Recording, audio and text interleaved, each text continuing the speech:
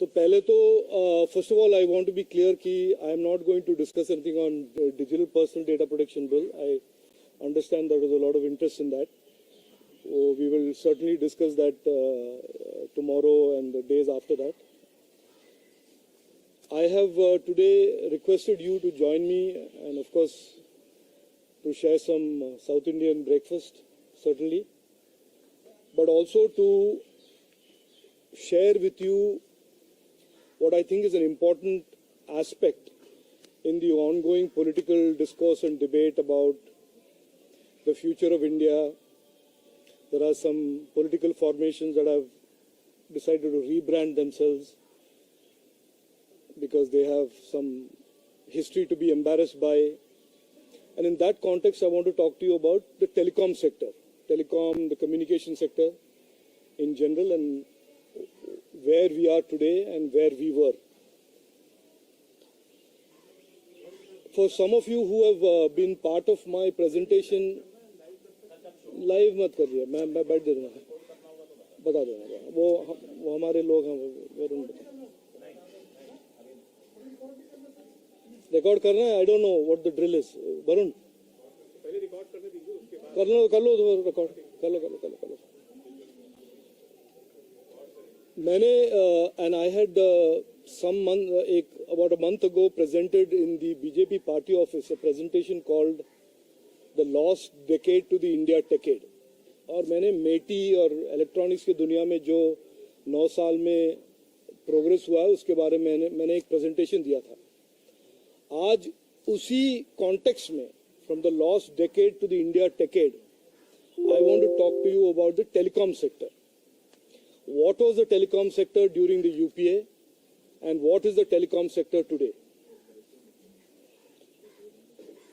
Of course, you are aware, today we are at about 83 crore Indians connected to the internet, 830 million Indians, the largest base on the global internet, largest single community on the global internet. We are the world's largest connected country, largest connected democracy. Or 2014 में the number was a fraction. That is the starting point of what I want to tell you in terms of the progress and advancement in terms of technology reaching so many Indians, and by 25-26 it is our anticipation that 120 crore Indians will be enabled and connected to the internet, and that will be the deliverable, or that is what the telecom sector would have delivered. Keeping that as a backdrop, I want to share with you 4 points that marks the difference between the lost decade and the India decade. In the lost decade, when you talked about telecom, when you talked about the telecom sector, you essentially talked only about scams. You talked about the 2G scam, you talked about the trunk exchange scam, you talked about how BSNL, which was a $6 billion company in 2004, had become a loss-making, significant liability on public exchequer by 2014. This was the characterization and this was what the lost decade meant vis-a-vis telecom.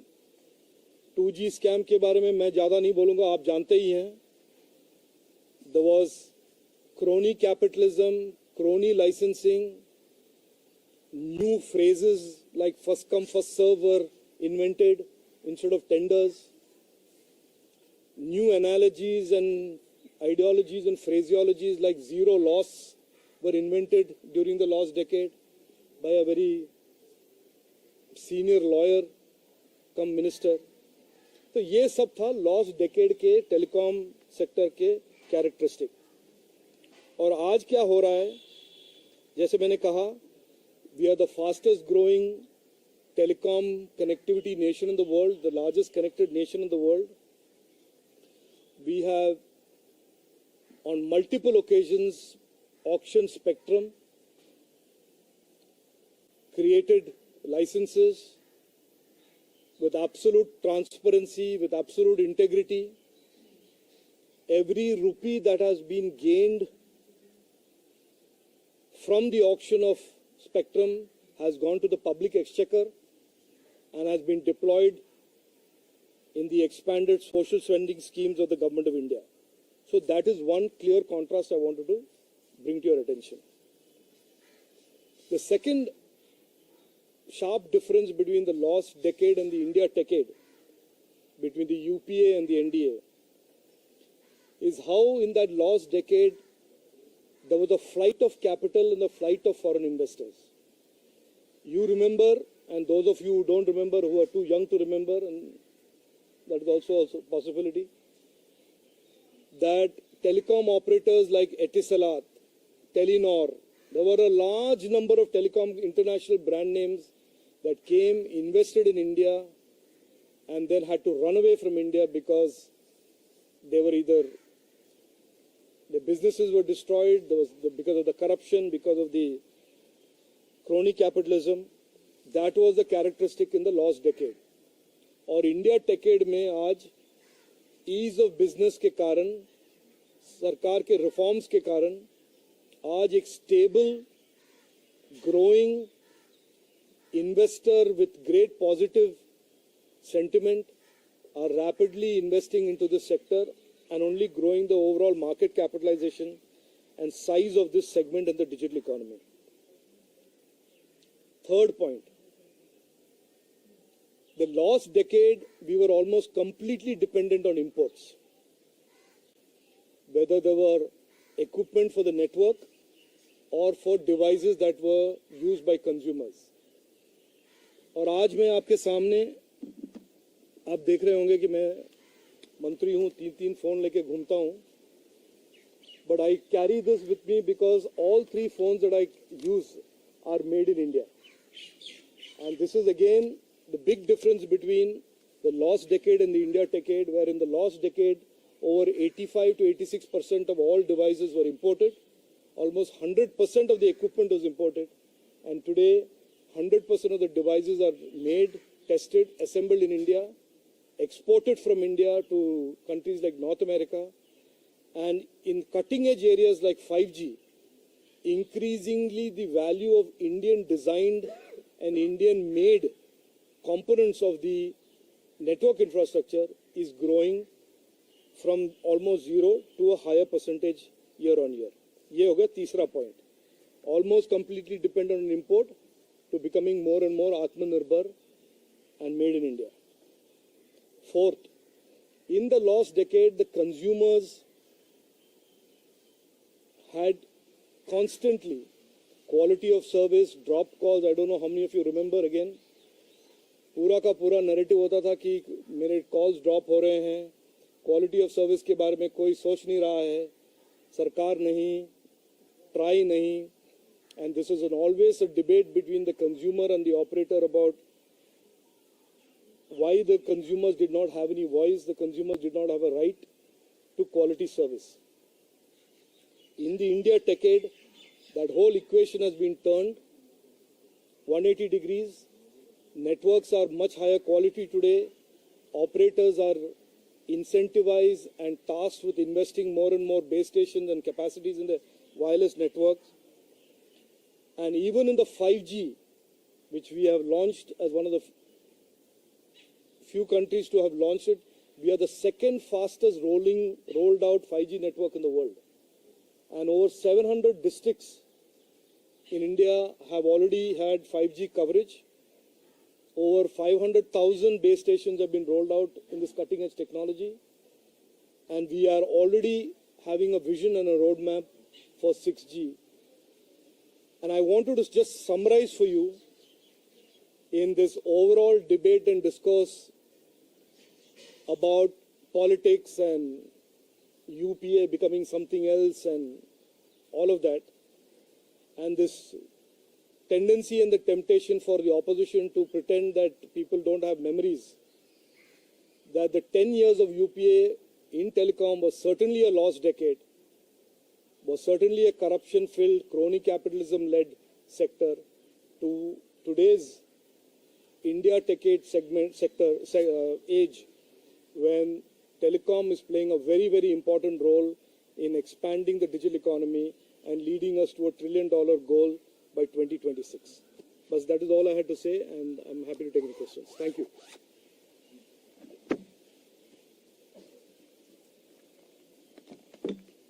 telecom के achievements और भी हैं. I don't want to leave the impression with you that the only 4 points were that I said. There are many other, but they all fall under the broad category of the 4 things that I said. Rajeev, you said they are ready with a vision and roadmap for 6G. Could you elaborate a bit?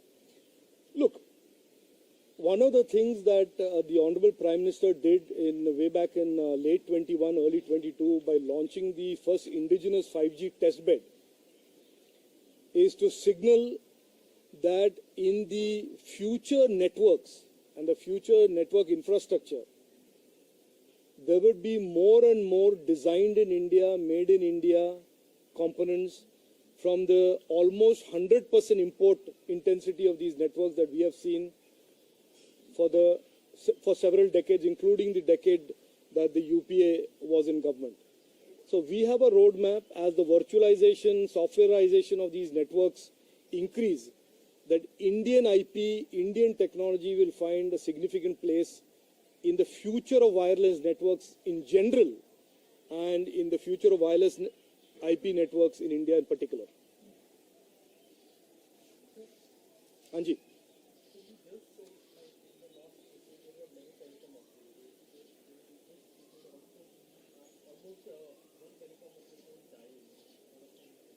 No, look, I don't want to get into these characterizations. आपका personal view है कि वो dying है. I don't see any imminent death. Look, let me just say this. I cannot comment on a particular private company's business strategy. Some companies decide to bypass 4G and they do 5G. Some people decide to not to do 3G, go to 4G. Those are business strategies depending on their clientele and their customer profile. As far as I am concerned, and I was asked a question about 10 days ago in another context, what do I see the landscape of telecom operators in India? I see no reason for us to believe that there will be anything less than 4 operators and 4 telcos, given the size of this market and increasingly the diversity of services that are going to be offered to those who use the internet on the other side. Like I said, India is going to have 120 crore Indians that are using the internet. Primarily, they use the wireless internet, which is 5G, 4G, 3G, to access the internet. And therefore, with such a large market and the growing intensity and complexity of the domestic internet with IoT on the back of 5G, I see no reason why there will be anything less than 4 operators, viable, successful operators. So you mentioned about gaining of both of the domestic equipment and the Indian devices and something like that. But how are we going to increase the take-up by these telecom companies? If I could first request you to ask me questions, I'll give you plenty of gyan on telecom and future and all that as my favorite subject. वो वड़ा के साथ बात कर लेंगे. On the basic proposition that between the lost decade and the India decade, the telecom sector has undergone a dramatic and positive transformation. On that, if you have any questions, first let's address that, and then I'll give you all of my. Yeah, go ahead. Sir, you have mentioned that during the last decade, multiple international brands such as Telenor exited India. So in the last 9 years, which are the new brands that have come up either within India? Okay.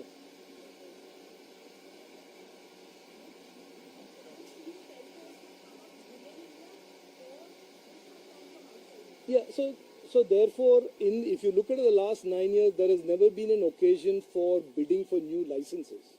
What has happened in the last 9 years has been auction of spectrum. And the auction of spectrum were to companies that were already in the telecom sector. From 3G, the spectrum was auctioned for 4G, or spectrum was auctioned for 5G.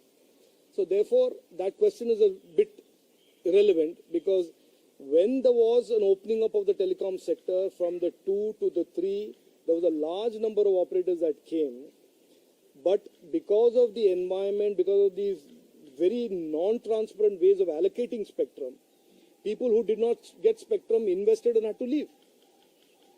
What happened was essentially that the gaming of the spectrum allocation that was then controlled by a few people who had access to the political class of that time, or the political leadership of that time, led every other genuine operator, left them either with an unviable business case or with no spectrum or both. And so they had no option otherwise, unless they got into some other business.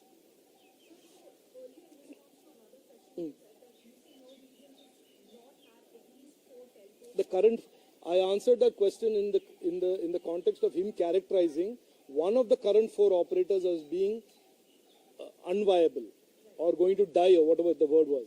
I said I see no reason for that to happen. There are 4 operators today.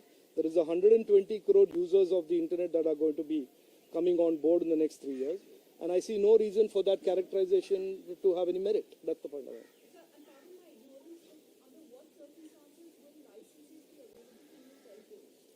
That is a little beyond my pay scale, so I can't certainly answer that. I am not the telecom minister.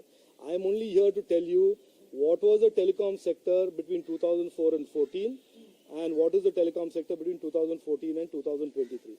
That certainly you can toss any question at me. I'm more than happy to answer. Sir, in that context, do you, I mean, with the way that we are headed towards this thing, we are seeing that in the private sector we have about 2 very viable companies right now. One which is little fledgling. BSNL, a lot of money has been pumped into BSNL, and let's hope that sort of pays off.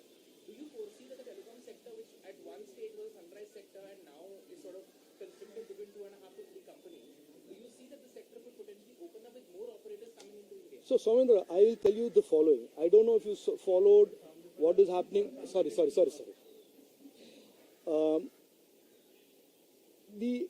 The way we see the telecom sector and the IP sector, the internet space in general, should be not to assume that the current model of carriers will be the model of carriers in the future.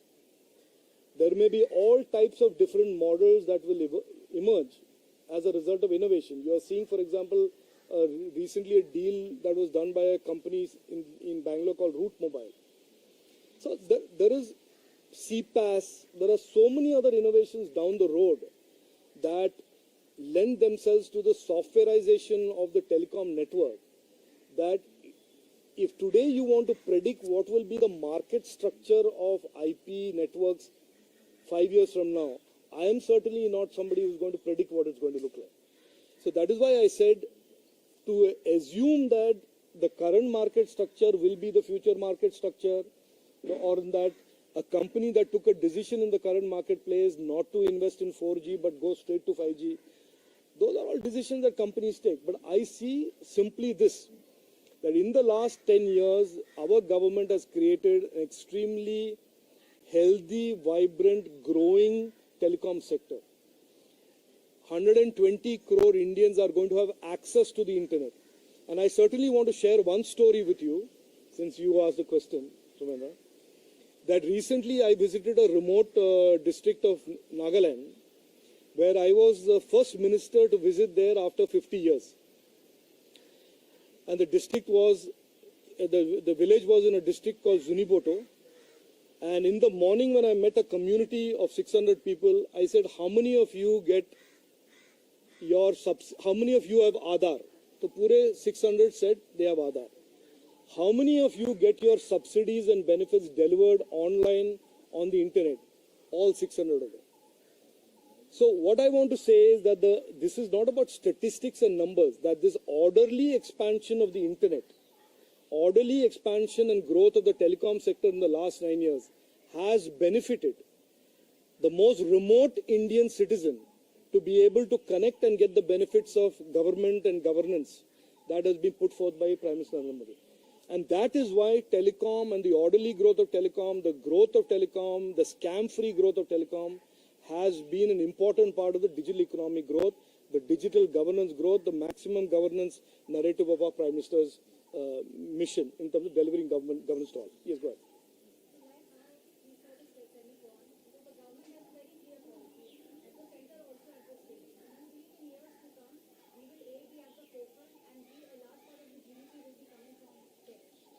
No, 100%. We have clearly, the Prime Minister has already laid out that our digital economy goals, for which telecom is a part, what we call the digital service providers, is going to be 20% minimum of the GDP by 2026. We were at 4.2% in 2014.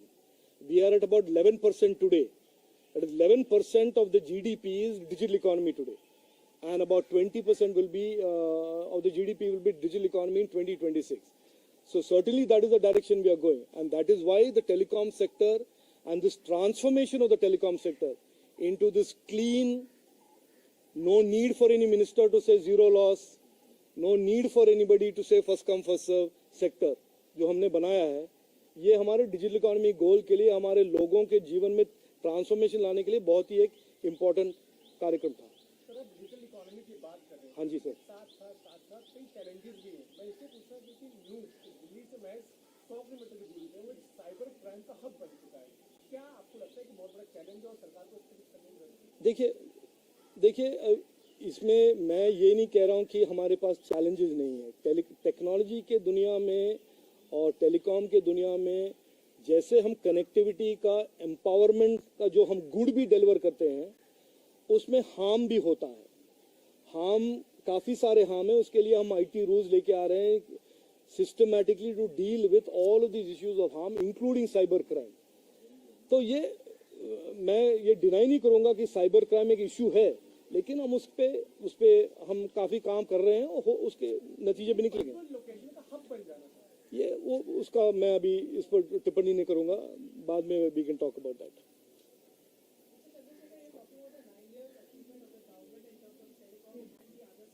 Yes,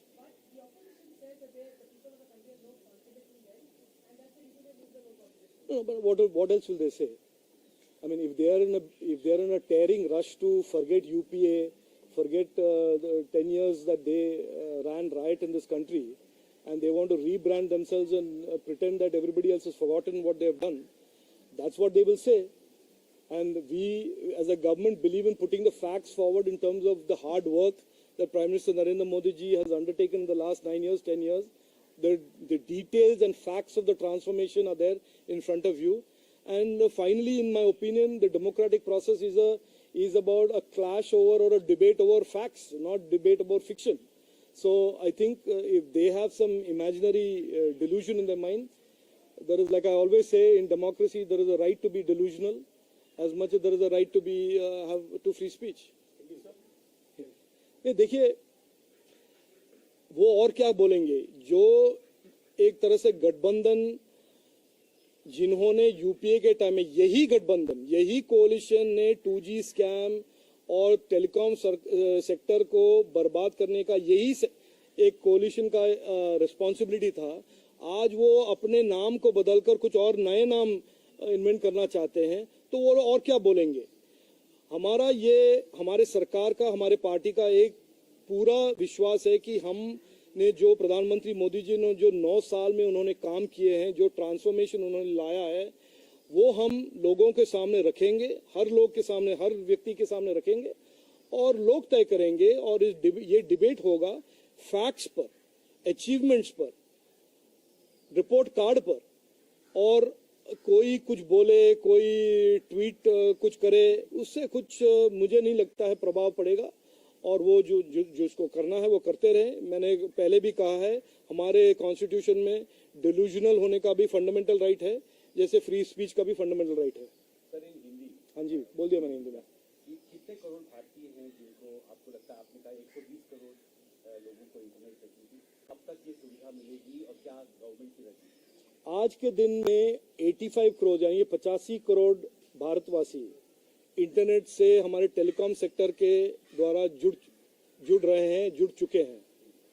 और वो जो जुड़े हैं वो महिला हैं, बच्चे हैं, बुजुर्ग हैं, रूरल कम्युनिटी से हैं, अर्बन कम्युनिटी से हैं, जो स्टेट कैपिटल से बहुत दूर रहते हैं, उनको सब मेन स्ट्रीम में भारत सरकार के साथ जोड़ने का, उनके राज्य सरकार के साथ जोड़ने का एक तरह से काम टेलीकॉम सेक्टर ने किया है। बाकी और हमारे देश बना है दुनिया के सबसे बड़े कनेक्टेड डेमोक्रेसी और सबसे बड़े कनेक्टेड देश। फिर भी ऐसे 40 करोड़ लोग हैं जो इंटरनेट से बाहर हैं और उन्हें भी इंटरनेट से जोड़ेंगे।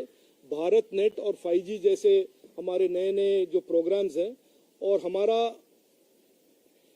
मानना है या हमारा ऑब्जेक्टिव ये है कि 2025-26 तक ये 120 करोड़ लोग पूरे के पूरे भारतवासी इस इंटरनेट से जुड़ने के काबिल हो और जुड़ने के उनके पास कैपेसिटी और एक्सेस हो। हाँ जी।